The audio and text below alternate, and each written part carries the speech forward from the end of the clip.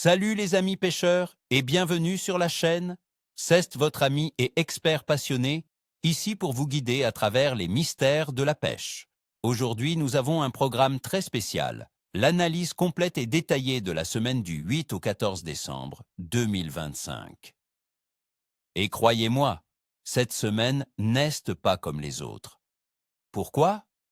Parce qu'elle se situe pile à la charnière, entre la douceur relative du début du mois et le froid plus marqué qui s'installe. C'est une période de transition où le poisson est à la fois méfiant et obligé de s'alimenter avant le grand calme hivernal. Je vous promets qu'à la fin de cette vidéo, vous saurez exactement où aller, quoi monter sur votre ligne et, surtout, quand lancer pour maximiser vos chances. Restez bien avec moi, car cette semaine de décembre pourrait vous réserver de très belles surprises. On va décortiquer ensemble les tactiques pour les poissons les plus actifs de la saison. En décembre, amis pêcheurs, il faut être malin et se concentrer sur les espèces qui restent en appétit malgré la chute des températures. Pour la France, j'ai sélectionné deux incontournables, le brochet et le cendre. Commençons par le roi de nos eaux, maître brochet.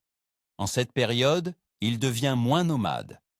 Fini les chasses explosives en surface. Il recherche la stabilité et l'économie d'énergie.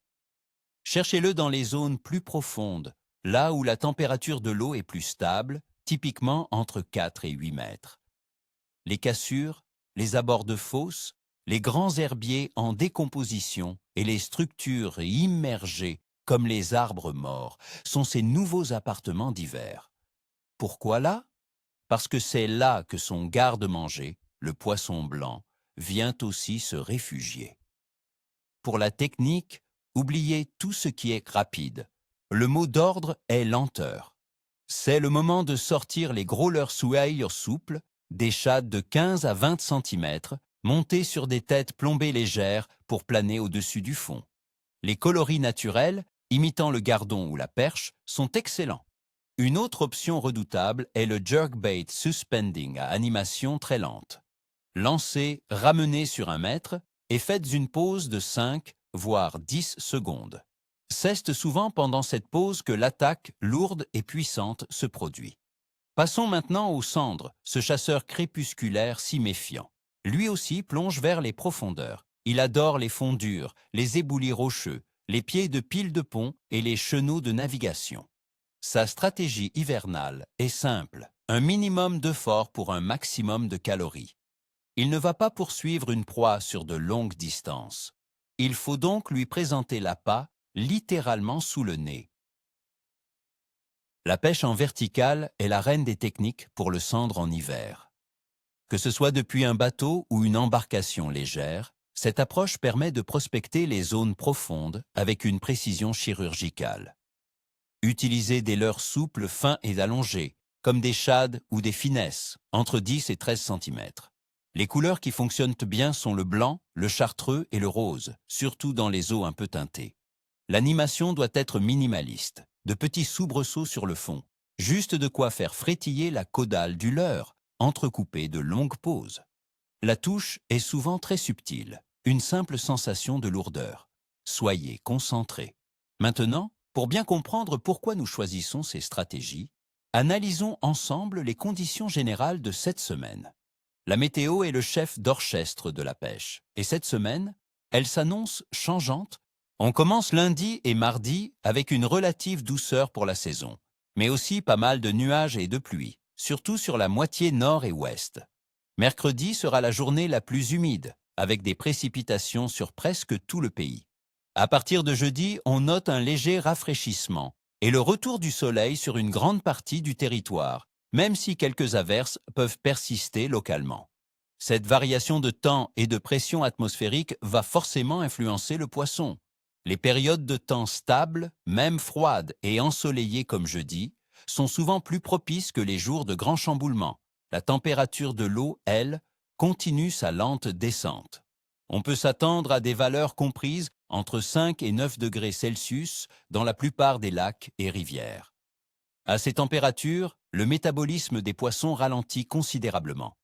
Ils digèrent plus lentement et se nourrissent sur des fenêtres d'activité beaucoup plus courtes.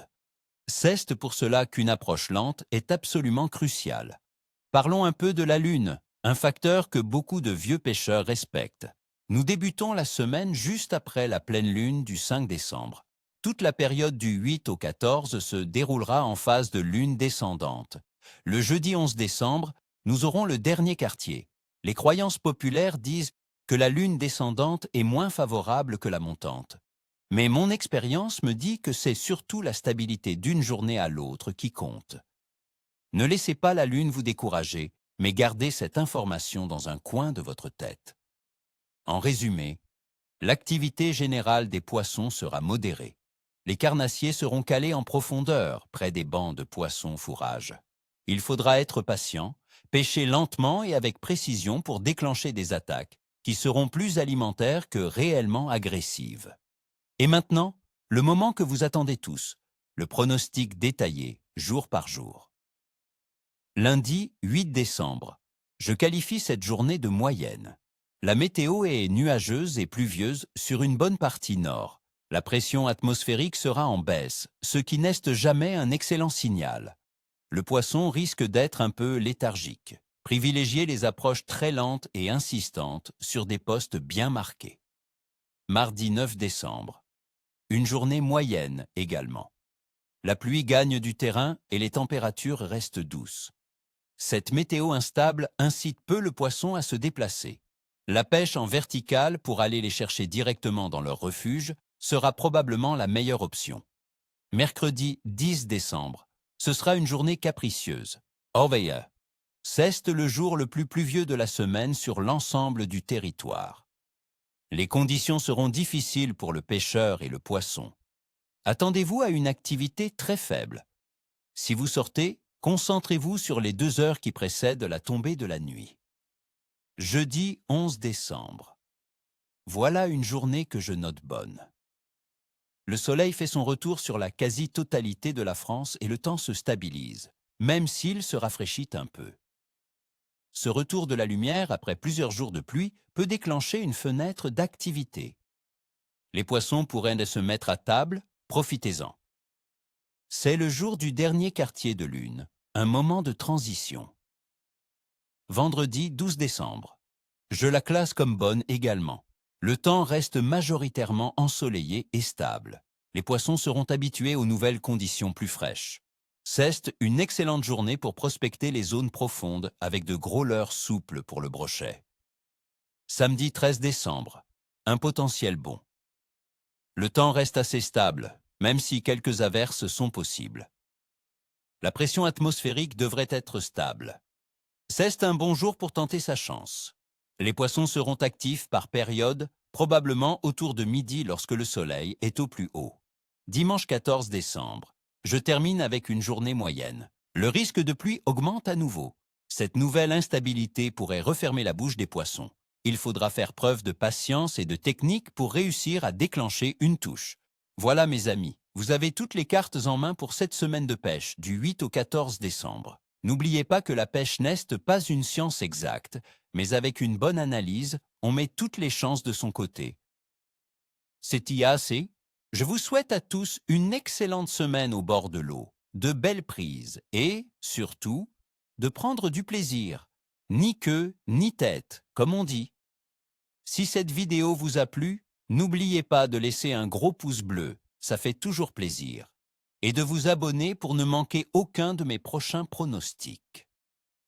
Et maintenant, à vous de jouer dans les commentaires. Quels sont vos plans pour cette semaine? Avez-vous déjà observé des comportements similaires en début d'hiver? Partagez vos expériences. La communauté est là pour ça. Allez, à très bientôt pour une nouvelle aventure.